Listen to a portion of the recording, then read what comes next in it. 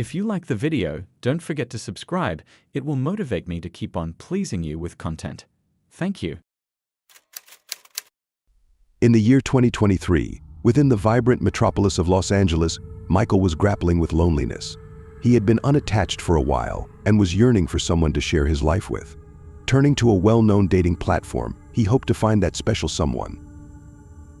That's when he stumbled upon Emily's profile. She was stunning, intelligent, and appeared to be the perfect match for him. They quickly formed a connection, engaging in long, heartfelt conversations every day. They discussed their hobbies, aspirations, and past experiences. After several weeks of talking, Michael decided to take their relationship to the next level and invited Emily over for a home-cooked dinner. He wanted to make a lasting impression, so he spent hours preparing an exquisite meal, arranging the table with candles and fresh flowers. When Emily arrived, she was deeply touched by the care and effort Michael had put into the evening. As they enjoyed their meal, Michael offered Emily a drink. She accepted, but soon after she began to feel dizzy and lost consciousness. When she regained awareness, she found herself in a dimly lit room, bound and terrified. Michael, along with his co-conspirators, had abducted Emily, hoping to extort a hefty ransom from her family. They warned her that her life was at stake if their demands weren't met. Emily was paralyzed with fear, unsure of what to do. As days passed, the kidnappers' lack of experience became evident. They were disorganized and made several blunders. One day, a vigilant neighbor noticed unusual activity around Michael's residence and tipped off the police. The authorities swiftly raided the house, apprehending Michael and his accomplices. Emily was rescued and rushed to the hospital for treatment. Though she was traumatized by the ordeal, she was grateful to have survived. Michael and his co-conspirators were charged with kidnapping and received lengthy prison sentences. Emily eventually moved on with her life, but she remained cautious about meeting people online. She had learned a hard lesson about the perils of trusting strangers, vowing to be more vigilant in the future. In the end, the tale of Michael and Emily serves as a cautionary reminder to anyone using dating apps or meeting people online. It's crucial to stay alert and never let your guard down. You can never truly know the person on the other side of the screen or what their intentions might be. Always prioritize your safety and trust your instincts.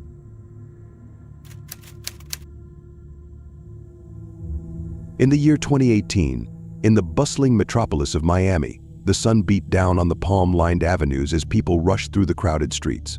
It was a hot day, and everyone seemed eager to reach their destinations. But one woman had a different agenda. Her name was Natalie, and she was a skilled con artist. She had been using fraudulent profiles on dating apps to lure unsuspecting men into her carefully laid traps. Once her victims arrived at the appointed location, her accomplices would ambush them, robbing them of everything they possessed. Natalie was a master of disguise, effortlessly shifting between personas to suit her needs. On this particular day, Natalie had targeted a man named Ryan. He was a successful entrepreneur who had recently relocated to Miami from Chicago. Natalie had meticulously crafted a fake profile on the dating app, choosing the perfect words and images to captivate Ryan. He was enthralled and couldn't believe his fortune when Natalie agreed to meet him at an upscale hotel in the heart of the city. Ryan arrived at the hotel, excited to meet the woman he had been conversing with for weeks. He had brought a bottle of vintage wine and a bouquet of roses, hoping to make a good impression. As he made his way to the room, he felt a mixture of nerves and anticipation. Little did he know, his life was about to be forever altered. When Ryan knocked on the door, he heard movement inside.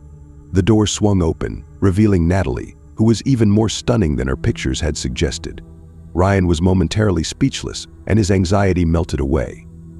He stepped into the room, and Natalie closed the door behind him. Suddenly, the bathroom door burst open, and two men emerged. They were tall and intimidating, with anger etched on their faces. Before Ryan could react, they attacked him, raining blows upon him. Ryan tried to defend himself, but he was outnumbered and overpowered. He felt his strength waning as the men continued their assault. Natalie observed the scene with icy indifference. She knew she had to leave quickly before the authorities arrived. She rifled through Ryan's pockets, taking everything of value, including his phone and wallet. Then, she slipped out of the room and vanished into the bustling streets. When the police arrived, they found Ryan unconscious and bleeding on the floor. They rushed him to the hospital, where he received treatment for his injuries. The doctors said he was fortunate to be alive, but warned that his recovery would be long and arduous. The police launched an investigation into the attack, but Natalie had covered her tracks meticulously, leaving no trace behind. Ryan was unable to identify her, and it seemed she had gotten away with her crime. Months passed, and Ryan gradually recovered from his physical wounds, though the emotional scars remained. He was haunted by nightmares of the attack and became fearful of venturing out alone. He felt violated and angry, unable to comprehend why someone would do this to him. But one day, as he was walking down a busy street, he spotted someone who looked eerily familiar. It was Natalie, strolling with a man who resembled one of her accomplices. A surge of anger and fear washed over Ryan, and he knew he had to act quickly. He contacted the police and reported what he had seen. They arrived on the scene swiftly and apprehended Natalie and her accomplices. The evidence against them was overwhelming, and they were all sentenced to lengthy prison terms. Ryan finally felt a sense of closure and justice. Though he knew he would never forget what had happened to him, he also knew he had emerged stronger. He vowed never to let anyone take advantage of him again, and to live his life with newfound vigilance and resilience.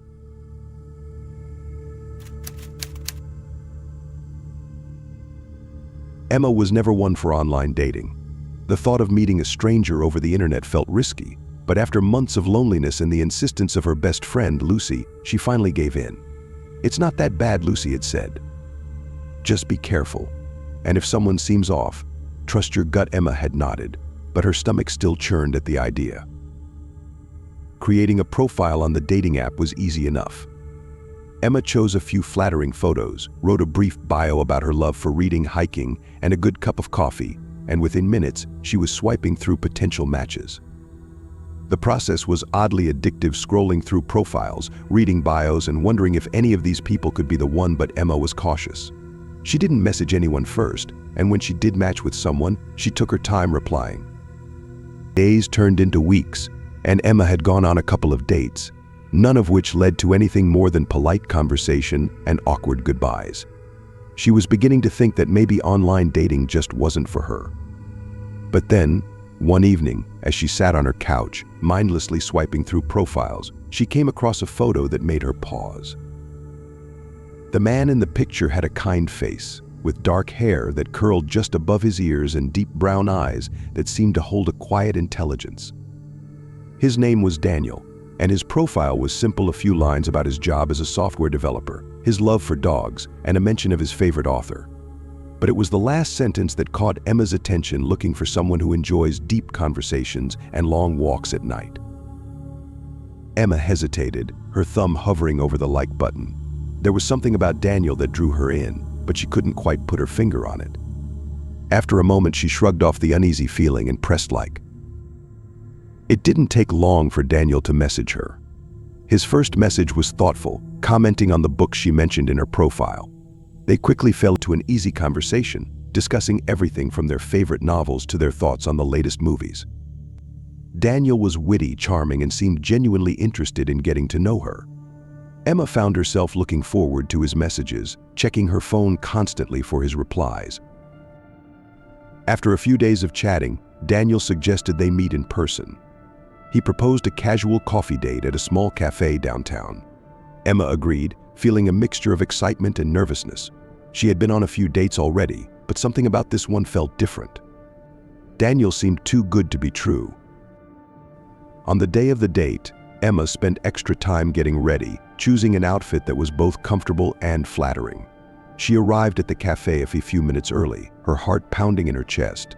She glanced around the room, searching for the man from the photos. But as the minutes ticked by, there was no sign of him. Emma checked her phone, wondering if she had somehow gotten the time wrong. But no, the message was clear: 2 p.m. at Cafe Latte. She felt a sinking feeling in her stomach. Had she been stood up? Just as she was about to leave, her phone buzzed. It was a message from Daniel. "Hey, sorry I'm running late. Something came up at work. Can we reschedule?" Emma sighed, a mix of relief and disappointment washing over her. She replied with a simple "sure, no problem," and left the cafe, her earlier excitement dampened. Over the next few days, Daniel was apologetic, sending her messages about how he couldn't wait to meet her and how he felt terrible for missing their date. His sincerity melted away any lingering doubts Emma had, and she agreed to meet him again, this time for a walk in the park. When the day finally arrived, Emma was determined not to let anything ruin it. She arrived at the park a little early, the late afternoon sun casting long shadows on the ground. She strolled along the path, her eyes scanning the area for Daniel. And then she saw him, standing near a bench, his hands in his pockets, looking just as he did in his photos. "Daniel," she called out, approaching him. He turned, and when he smiled, Emma felt her heart skip a beat. He was even more handsome in person, his smile warm and inviting. "Emma, hi," he said, stepping forward to greet her. They started walking, their conversation flowing as easily as it had online. Daniel was attentive, asking her about her day, her work, and her interests. They talked about books, their favorite places in the city, and even their dreams for the future. As the sun dipped below the horizon, casting the park in a soft golden light, Emma felt herself relaxing, enjoying the company of this seemingly perfect stranger. But as they walked, she couldn't shake a strange feeling in the back of her mind. It wasn't anything Daniel said or did. In fact, he was nothing but charming and respectful. But there was something about him that felt off, a subtle unease that she couldn't quite place. The feeling grew stronger when they reached a secluded part of the park, where the path wound through a dense grove of trees. The shadows were longer here, and the sounds of the city seemed distant, almost muted. Daniel slowed his pace, glancing around as if making sure they were alone. "This is my favorite part of the park," he said, his voice quiet. "It's so peaceful, don't you think?" Emma nodded, but her heart began to race. The uneasy feeling was back, stronger than ever. She forced herself to stay calm, reminding herself that she was overreacting. Daniel hadn't done anything wrong. They continued walking until they reached a small clearing. Daniel stopped, turning to face her. "Emma, I'm really glad we finally got to meet," he said, his eyes locking onto hers. Emma smiled, but it felt forced. "Me too," she replied, her voice wavering slightly. There was a pause, a moment of silence that stretched on a little too long. Then, Daniel reached into his pocket and pulled out his phone. "I wanted to show you something," he said, his tone casual. Emma's unease spiked. "What is it?" she asked, trying to keep her voice steady. Daniel glanced at her, his expression unreadable. "Just a picture," he said. "It's nothing bad, I promise." He turned the phone towards her, and Emma felt her blood run cold. The screen displayed a candid shot of her, taken from a distance. She was sitting at her desk at work, completely unaware that someone was watching her. The timestamp on the photo was from a week ago, before they had even started talking. Emma's heart pounded in her chest, and her breath caught in her throat. What is this?" she stammered, stepping back instinctively. Daniel's smile didn't reach his eyes. "I've been watching you for a while, Emma," he said, his voice low. "I know that sounds creepy, but I had to know you were the one." Emma's mind raced, trying to make sense of what he was saying. The warmth and charm that had drawn her in now felt like a trap, something carefully constructed to lure her in. She glanced around, realizing how isolated they were, how far they were from anyone who could help her. "I think I should go," Emma said, her voice trembling. She turned to leave, but Daniel stepped in front of her, blocking her path. "Wait," he said, his tone suddenly pleading. "Please, just listen. I know this is strange, but I had to make sure you were right for me. I didn't mean to scare you." Emma's mind screamed at her to run, but her body felt frozen, locked in place by the fear that coursed through her. "This isn't okay, Daniel," she managed to say, her voice shaking. "You need to let me go." Daniel's expression shifted, a flicker of something dark crossing his face. "I can't do that, Emma," he said quietly. "I've waited too long for this." Panic surged through Emma, breaking the paralysis that had gripped her. She turned and ran, her feet pounding against the path as she sprinted back towards the more populated areas of the park. She didn't dare look back, the sound of her own breath and the thudding of her heart drowning out everything else. But Daniel was fast. She could hear his footsteps behind her, closing in. Emma pushed herself harder, her muscles screaming in protest as she willed herself to go faster. The path seemed to stretch on endlessly, the trees closing in around her, their branches casting twisted shadows on the ground. Just when she thought she couldn't run any further, she saw a couple walking towards her, their faces lit by the glow of a nearby street lamp. Emma shouted for help, her voice cracking with desperation. The couple looked up, startled, and then their eyes widened as they saw the terror in Emma's face. The man stepped forward, placing himself between Emma and the approaching figure of Daniel. "Is everything okay?" the man asked, his voice firm. Emma skidded to a stop, gasping for breath. "No, he's been following me," she managed to say, pointing at Daniel, who had also stopped, his expression calm, almost eerily so. The woman pulled out her phone, quickly dialing the police. "Stay here," she told Emma, her voice soothing. Daniel raised his hands, a disarming smile on his face. "I think there's been a misunderstanding," he said smoothly. "We were just on a date, and she got spooked. I didn't mean any harm." The man didn't budge, keeping himself between Emma and Daniel. "I think it's best if you wait here until the police arrive," he said. For a moment it looked like Daniel was going to argue, but then he shrugged, slipping his hands into his pockets. "Fine," he said, his tone light. "But I think you'll see that this is all a big mix-up." Emma stood behind the couple, her heart still racing, but a small sense of relief creeping in. She watched as Daniel calmly waited, his demeanor eerily relaxed. It wasn't long before the police arrived, and after a brief exchange, Daniel was escorted away. The ordeal didn't end there for Emma. Over the following weeks, she struggled with the lingering fear that Daniel would find her again. She couldn't shake the feeling of being watched. The memory of that photo burned into her mind. She changed her routines, moved to a different apartment, and even took a break from work to recover. But the worst part was the betrayal. She had let her guard down, let someone into her life who seemed so perfect, only to discover that he had been watching her all along, planning every step of their encounter. It made her question her judgment, her ability to trust others. Lucy was a constant support during this time, helping Emma rebuild her sense of security. They talked often about what had happened, dissecting every detail, trying to make sense of it all. But some things couldn't be understood, only endured. Months passed, and slowly, Emma began to reclaim her life. She returned to work, reconnected with friends, and even started going out again, though the thought of dating still made her stomach turn. She knew it would take time to heal, to trust again, but she was determined not to let what had happened define her. One evening, as she sat in her new apartment, sipping a cup of tea, Emma received a message from an unknown number. Her heart skipped a beat, a familiar dread creeping in. But when she opened it, she was surprised to see a simple apology. "I'm sorry for everything. I never meant to hurt you.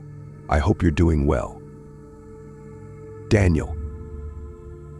Emma stared at the message, her emotions swirling.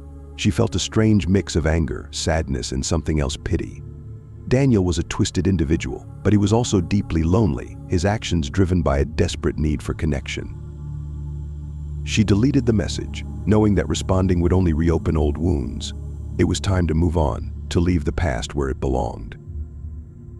As Emma looked out the window at the city below, she felt a sense of closure. The experience had changed her, but it hadn't broken her. She was stronger now, more aware of the dangers that lurked behind the screens we so often hide behind. And as she turned off her phone and set it aside, Emma made a promise to herself to trust her instincts, to value her safety, and to never let fear control her life again. The world was full of unknowns, but she would face them with open eyes and a heart that refused to be intimidated. In the digital age, finding love online had become the norm for many. The days of serendipitous meetings in coffee shops or bookstores were slowly being replaced by algorithms and swipes. For Clara, a 28-year-old graphic designer living in the bustling city of Seattle, online dating seemed like a convenient solution to her hectic lifestyle. Her job demanded long hours, and her social circle had shrunk to a few close friends who were mostly coupled up. Clara wasn't unhappy, but the loneliness gnawed at her, especially during the quiet evenings when work wasn't enough to fill the void. One rainy Friday evening, after a particularly stressful week, Clara found herself scrolling through a dating app she'd recently downloaded at a friend's insistence. The app was called Connection, boasting a sophisticated algorithm that matched users based on compatibility scores derived from an extensive questionnaire. Clara wasn't expecting much, but the idea of talking to someone new felt like a welcome distraction. As she swiped through various profiles, one in particular caught her attention. The profile belonged to a man named Daniel. His picture was simple, just him standing by a lake, the sun setting behind him, casting a golden glow on the water. He had dark hair, a strong jawline, and a warm, genuine smile that immediately put Clara at ease. His bio was equally appealing, succinct, but intriguing, looking for something real. Enjoys the outdoors, cooking, and good conversation. Clara hesitated only for a moment before swiping right. To her surprise, it was an instant match. Within minutes, a message popped up. "Hi Clara, nice to meet you. Your profile caught my eye. How's your evening going?" Clara smiled and began typing a reply, feeling a flutter of excitement that she hadn't felt in a long time. Little did she know, that first message would lead her down a path far darker than she could have ever imagined. Over the next few days, Clara and Daniel exchanged messages constantly. Their conversations flowed effortlessly, moving from light topics like favorite movies and hobbies to deeper subjects like their childhoods and dreams for the future. Daniel seemed thoughtful, kind, and genuinely interested in getting to know her. He often asked questions that made Clara feel seen and appreciated, something she hadn't felt in a long time. Daniel worked as a software developer for a tech company in the city, and like Clara, he was passionate about his career. He mentioned that he had moved to Seattle a few years ago from a small town in Oregon, looking for new opportunities and a fresh start. His stories about growing up in the countryside, surrounded by nature, captivated Clara. It was a world so different from her own urban upbringing. As their conversations deepened, Daniel suggested they move from texting on the app to talking on the phone. Clara agreed, feeling a mix of excitement and nervousness. Their first phone call lasted for hours, their voices blending seamlessly into the night. Daniel's voice was soothing, with a calm, reassuring tone that made Clara feel comfortable opening up to him. She found herself sharing personal stories, some of which she'd never told anyone else. Daniel listened attentively, offering empathetic responses that made Clara feel like she had found someone who truly understood her. After several long phone calls, Daniel proposed meeting in person. He suggested a small, cozy cafe downtown that he claimed had the best coffee in the city. Clara was thrilled but also cautious. She had heard stories about online dating gone wrong, but Daniel felt different. He was polite, considerate, and seemed genuinely interested in getting to know her. Still, Clara decided to take precautions. She informed her best friend, Emily, about the date and shared Daniel's profile details with her, just in case. The day of their date arrived and Clara was a bundle of nerves and excitement. She carefully chose an outfit, opting for something casual but flattering. As she walked into the cafe, she immediately spotted Daniel sitting at a corner table, just as handsome in person as he was in his photos. When he looked up and saw her, his face broke into a warm smile, and Clara's nerves began to dissipate. The date went smoothly. Daniel was charming and attentive, just as he had been in their conversations. They talked for hours, sipping coffee and losing track of time. By the end of the evening, Clara felt like she had known Daniel for years. He walked her to her car, and they exchanged a brief, sweet kiss before parting ways. Clara drove home with a smile on her face, replaying the evening in her mind. Everything seemed perfect. Over the next few weeks, Clara and Daniel continued to see each other regularly. Their connection grew stronger, and Clara found herself falling for him. They spent weekends exploring the city, going on hikes, and even cooking together at Daniel's apartment. It all seemed too good to be true. But then, small things began to unsettle Clara. It started with the little inconsistencies in Daniel's stories. He would mention a detail about his job or his past, only to contradict it later without realizing. When Clara asked him about it, he would laugh it off, saying she must have misheard him. These incidents were minor, but they planted seeds of doubt in Clara's mind. One evening, while Daniel was in the bathroom, Clara's curiosity got the better of her. She glanced at his phone, which he had left on the coffee table. A message notification popped up on the screen, but it was from someone whose name she didn't recognize. The message read, "Looking forward to tomorrow night." Clara felt a pang of jealousy but quickly dismissed it, not wanting to jump to conclusions. When Daniel returned, she casually asked if he had any plans for the next evening. He hesitated for a moment before replying, "Oh, just a work thing. Nothing exciting." His response didn't sit well with Clara, but she decided to let it go, not wanting to come across as paranoid. However, the doubts continued to grow. Daniel became increasingly evasive about his personal life. He would disappear for hours without explanation, only to return with vague excuses about work or meeting up with old friends. Clara tried to brush it off, telling herself that everyone needed their space, but the unease gnawed at her. One night, after Daniel had left her apartment, Clara decided to do something she had never done before she searched for Daniel online. She was surprised to find that he had almost no digital footprint. No social media profiles, no mentions in any professional networks, nothing. It was as if Daniel didn't exist outside of the dating app and the stories he had told her. Clara's unease turned into a gnawing fear. Who was this man she had let into her life? The more she thought about it, the more she realized how little she actually knew about him. The perfect connection they had seemed to unravel in her mind, replaced by a growing suspicion that something was very wrong. The breaking point came on a cold, stormy night. Clara was at home, alone, the rain tapping against her windows like impatient fingers. She had tried calling Daniel earlier, but his phone went straight to voicemail.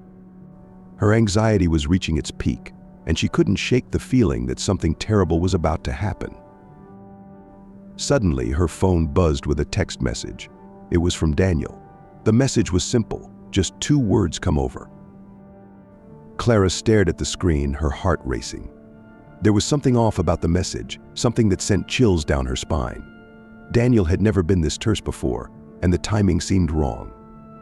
But against her better judgment, she grabbed her coat and headed out into the night. The drive to Daniel's apartment felt longer than usual. The streets were slick with rain, and the wind howled, rattling the car windows. When Clara finally arrived, she noticed that the building was eerily quiet. She parked and made her way to Daniel's unit, her footsteps echoing in the empty hallway. As she reached his door, she hesitated. Something inside her screamed to turn back, to leave before it was too late, but she ignored the warning and knocked softly. The door creaked open, revealing the dimly lit interior. Daniel stood in the doorway, his face partially obscured by shadow. "Come in," he said, his voice flat and emotionless. Clara stepped inside, her heart pounding. The apartment was darker than usual, with only a few flickering candles providing light. The atmosphere was oppressive, suffocating, and Clara's unease grew with every passing second. "Why is it so dark in here?" she asked, trying to keep her voice steady. Daniel didn't answer. Instead, he walked to the living room and motioned for her to sit down. Clara reluctantly followed, sitting on the edge of the couch, her body tense. "Daniel, what's going on?" she asked, her voice trembling. He finally looked at her, his eyes cold and distant. "I need to tell you something, Clara. Something important." Clara's heart sank. She knew, without a doubt, that whatever he was about to say would change everything. "I'm not who you think I am," Daniel began, his voice low and menacing. "I've been lying to you since the beginning." Clara's breath caught in her throat. She felt a wave of panic wash over her as she realized just how deep in danger she was. "What do you mean?" she whispered. Daniel stood up, towering over her. "I'm not Daniel. That's just a name I use. My real name doesn't matter, but what does matter is that you're in the wrong place at the wrong time." Clara's mind raced. How had she missed the signs? How had she let herself be deceived by this man? She tried to stand, to make a run for the door, but Daniel grabbed her wrist, his grip like iron. "You're not going anywhere," he hissed, pulling her closer. "I've been watching you, Clara. You're exactly what I need." Panic surged through Clara as she struggled to free herself. But Daniel was too strong, his grip unyielding. She realized, with a sickening dread, that she was trapped. The night that followed was a blur of terror and confusion. Clara fought with every ounce of strength she had, but Daniel was relentless. He wasn't the man she thought he was something far more dangerous, far more twisted. Hours passed, and Clara's strength waned. But just as she was about to give in to despair, a loud crash echoed through the apartment. The front door burst open, and a group of police officers stormed in, weapons drawn. "Freeze. Get on the ground," one of the officers shouted. Daniel released Clara and raised his hands, his expression devoid of fear. The officers quickly subdued him, handcuffing him and dragging him away. Clara collapsed onto the floor, shaking with relief and exhaustion. One of the officers knelt beside her, speaking in a soothing tone. "You're safe now. We got a tip from someone who was concerned about your safety. Looks like we got here just in time." As the reality of what had happened sank in, Clara began to sob uncontrollably. She had been so close to losing everything, all because she had trusted the wrong person. In the days that followed, Clara learned more about the man who had called himself Daniel. He was a con artist, a predator who had used online dating apps to find and exploit vulnerable women. She wasn't his first victim, but she was the first one to survive. The experience left Clara shattered. She couldn't bring herself to go online, let alone use a dating app ever again. The thought of meeting someone new filled her with dread. But with time and the support of her friends and family, she began to heal.